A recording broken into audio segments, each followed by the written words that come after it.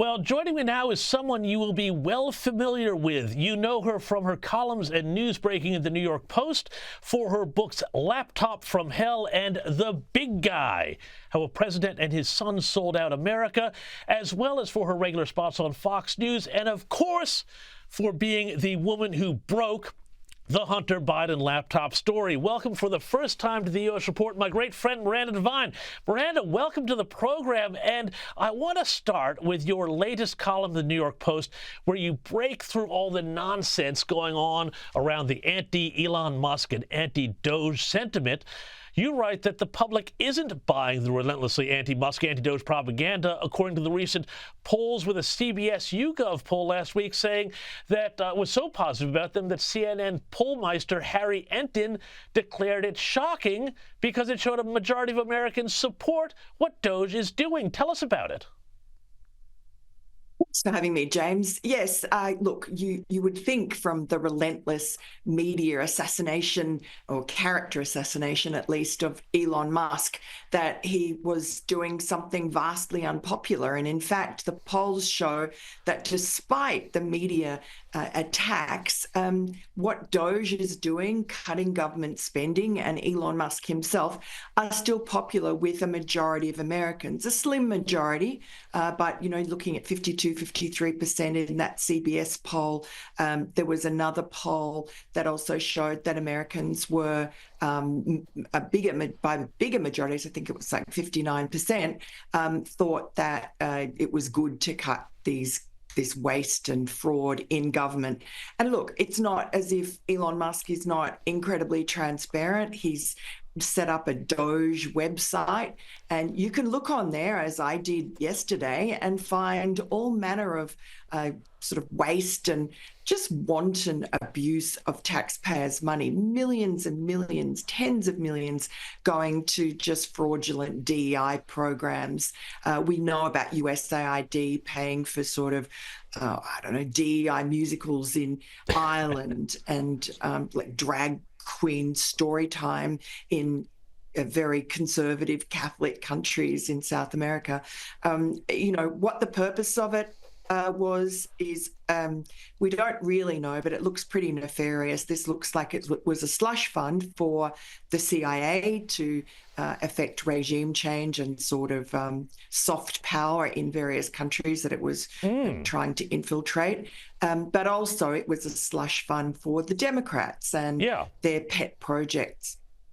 And that's why I think, we're seeing them so angry about this, because if you look at the screen here, I'm showing some footage of them in a New York Tesla showroom where they are, they've occupied the showroom and they're chanting. And there's been plenty of other things we've seen where they've burned Tesla charging stations, burned dealerships, that sort of thing. Now, I've heard that a Democrat fundraising group called Act Blue and maybe even George Soros have some ties here. What can you tell us about that? Yeah, well, Act Blue, before the election, that was the main fundraising sort of cut out or flow through for small figure donations to Kamala Harris. And it turns out that a lot of those small donations were fraudulent. It looks like money laundering, where you have someone who gives a lot of money and then it gets parceled out to these straw donors.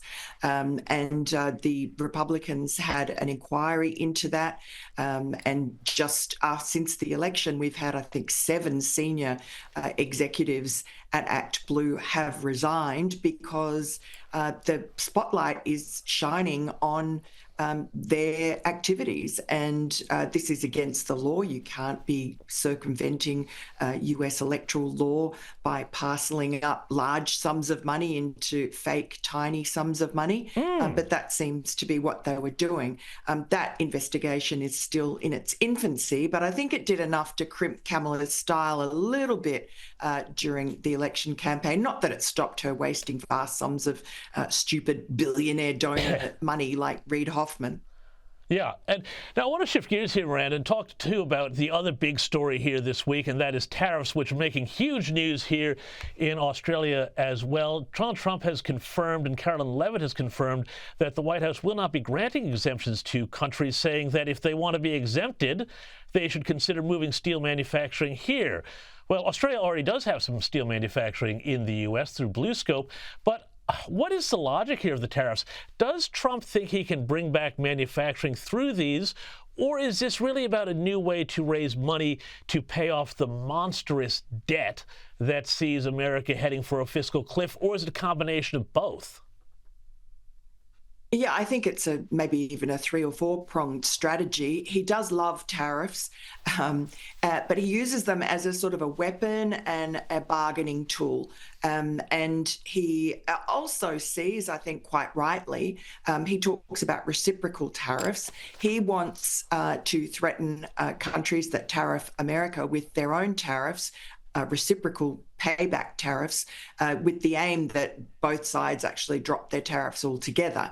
And so that's why you have, otherwise sort of blue blood free traders like Stephen Moore actually saying, well, there may be method in the president's madness. And certainly, I mean, the stock market has had a couple of bad weeks, and a lot of people are looking at their retirement funds and cringing and getting upset and starting to go wobbly on Donald Trump. But I just think that he showed during his first term that he was willing to do unorthodox things, including with the economy, and it worked really well. So he's been in office for less than 2 months. I think Americans should give him the benefit of the doubt.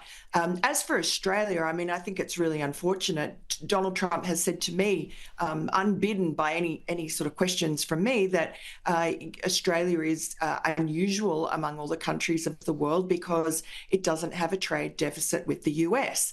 And so by rights, it should have been granted some sort of exemptions under his reciprocal tariff sort of mindset. And certainly in his first term with Joe Hockey as the ambassador, who was very well embedded with the Trump camp. And I think a lot of people don't know, but during that sort of summer of love in 2020, especially, I say that sarcastically, when the riots were happening, but also earlier than that, when Washington, D.C. became a very hostile environment for anybody from the Trump administration. They'd be spat on in restaurants, would refuse to serve them, etc. And Joe Hockey opened up the Australian Embassy, which is a beautiful sort of estate with the only grass tennis court in town. It has a swimming pool, a huge terrace where he likes to have Aussie-style barbecues. And he was a very generous host during that time. When I say generous, I mean, I don't think he was wasting Australian taxpayer money. It was just sausages and things. But certainly with his time, he invited these people there. And I think he also played golf with Donald Trump. So he really ingratiated himself. And I think that went a long way to Australia getting exemptions. Malcolm Turnbull also, I know a lot of Sky viewers don't like him, but I think he was very sure-footed with Trump when he came. I went with him on that trip to meet Trump for the first time when he was Prime Minister. So between the two of them, they pretty much wrangled the Trump administration into a positive view with and a very obvious sort of diplomacy effort.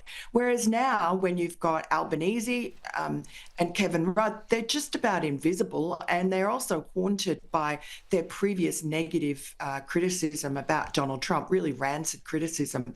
So I'm not sure that Australia is really being well served. Now, Miranda, I've got to show you some hilarious footage that has been revealed of the fake Oval Office that President Biden used during his term.